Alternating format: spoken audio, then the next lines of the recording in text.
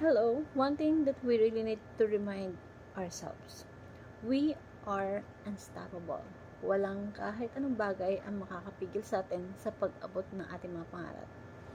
Huwag tayong papayag na merong tao or even sarili natin na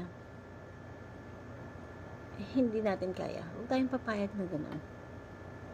Na walang mangyayari. Huwag tayong papayag na someone says na walang mangyayari sa buhay natin. We believe that there is nothing that stop us through achieving what we want us in our life.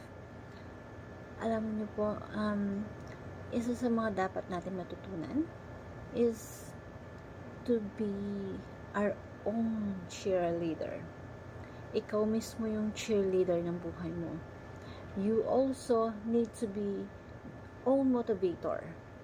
Ikaw mismo nang motivate ka ng sarili mo. At dapat hindi dumating sa punto na ikaw yung mag-down sa sarili mo for the sake of bringing yourself down, having those self-pity mode. No. Dapat hindi. We don't need that. If you want to be successful, you need to always think that you are unstoppable. You deserve the success that you want for yourself. And that dream of yours will happen sooner than you think. Kasi if you really believe that you are unstoppable, then you will become unstoppable. You always say to yourself, walang kahit anong kayang pumigil sa akin. Because you know why? You are the God creator. And always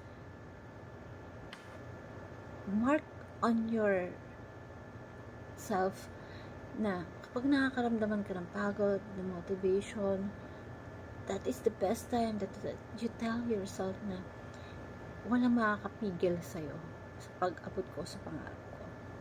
Hindi ang katamaran, hindi yung pagod, hindi yung depressions ang makakapigil sa pag-abot ng pangarap. Hindi din yung loneliness ang makakapigil para abutin kung ano yung gusto mong marating. Remember that you are creator of God because God is mold you, that you can do, that you have the capacity, that you can do what you want and you will achieve it right now if you believe it.